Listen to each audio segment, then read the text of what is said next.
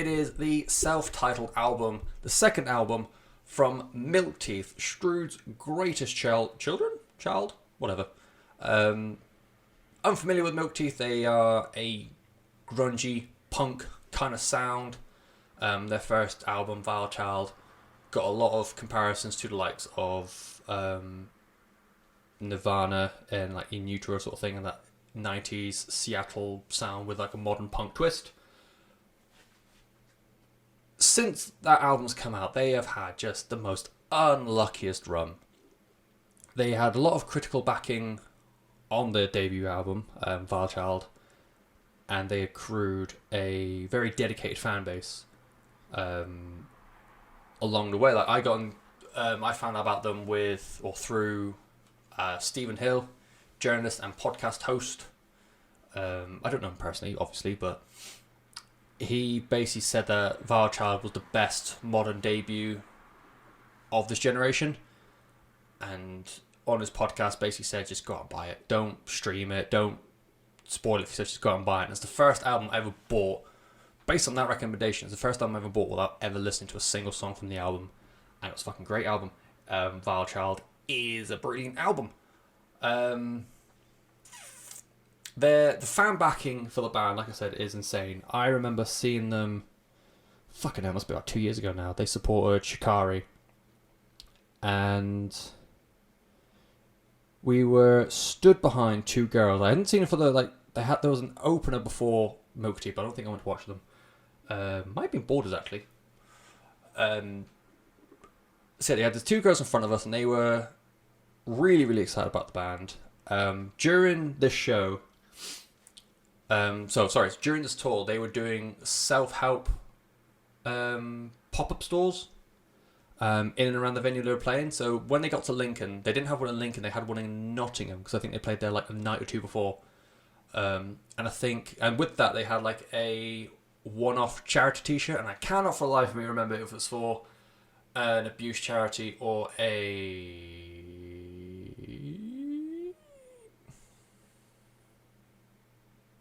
mental health charity. What kind of think of that fucking word? Either way, they had like a limited run charity t-shirt to go along with those self-help shows or get-togethers. Literally just got together in a room and talked about feelings or fucking sports and coloured in and hung out and drank coffee. If that sounded fucking wicked. And these two girls stood in front of me, were going absolutely mad. They kept getting waves off Ollie and Becky. Ollie at one point went further to the stage and said hello to him. They were in the shirt. And I didn't see them for the rest of the show, even though Shikari was playing. So there's a good chance they might have just been there for Milk Teeth. They just got like a really insane fan base. I know I've got as many people as I can to listen to Milk Teeth. And I know a few people who actually really like them now. So I'm both part of the problem and part of the good. What's the opposite of a problem? Not solution though. Whatever it is.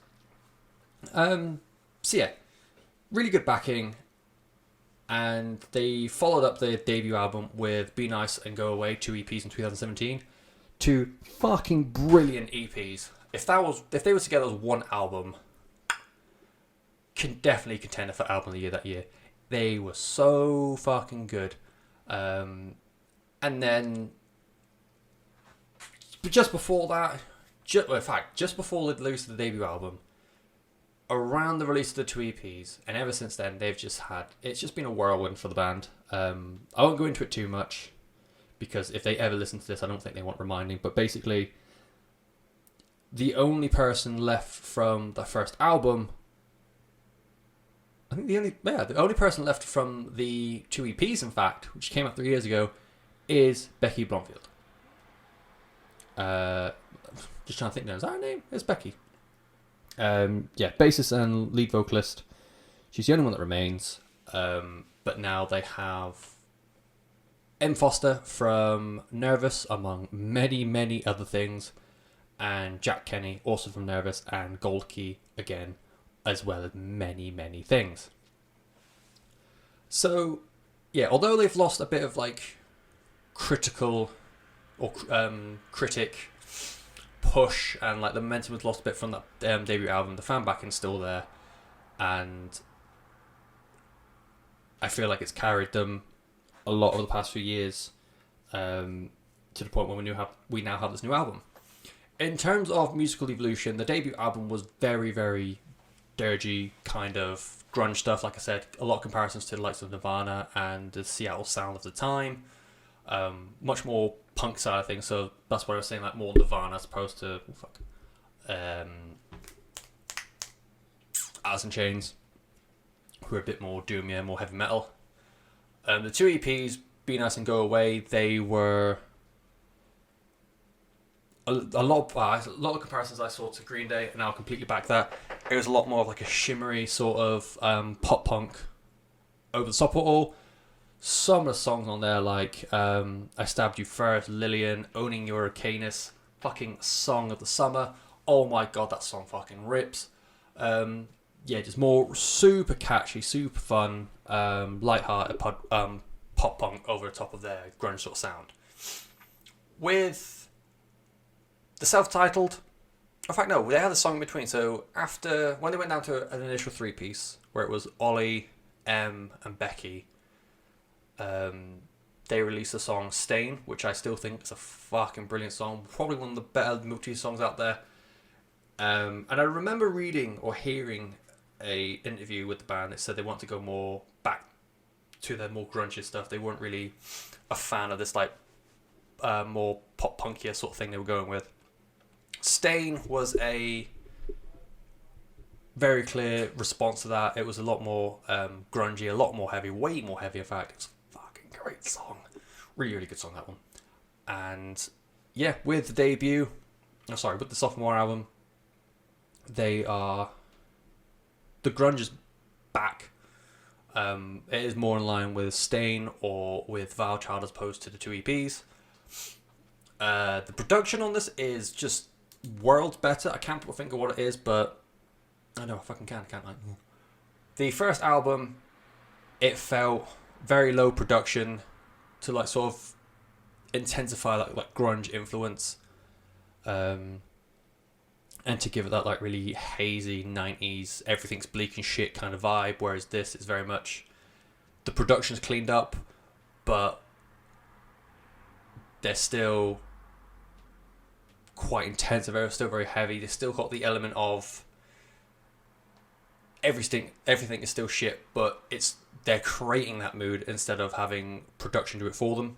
I don't know if that's just because they didn't have enough money for that debut album, but it was on Hopeless, so I feel like Hopeless would have enough money for it. But yeah, production's cleaned up a lot. Yeah, production's cleaned up a lot on this album. Everyone sounds so much better. The guitar work is a lot better. M as a guitarist just does so much more, and that's not a slate on the previous guitarists. I remember one. Chris and Billy. I feel like quickly listening back to their albums a minute ago, or the albums with them on a minute ago, they dealt more with again power chord progressions as opposed to riffs. M has a lot more riffs in there. It complements Becky's voice and Becky's execution a lot better. It carries the songs as well. It really keeps the flow of the songs going really, really well. Yeah, I just thought the guitar work was a lot better on this. There's going to be a lot of wanky things I'm going to say, but this is probably the wankiest. And I hate it when reviews say this, but Becky sounds so much more confident. And I hate saying that. Not because Becky doesn't, but purely because it's just... it's a silly thing to say. But how she hits notes and how she sings, it feels like she's very much... I quickly look back on like the back catalogue. Vile Child, it sort of sounds like she's still quite down below the mic and just getting her bits out when she needed to.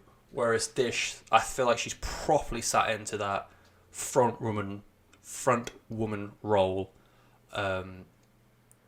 In Better, the like high notes and like that bite in the chorus, she absolutely fucking nails.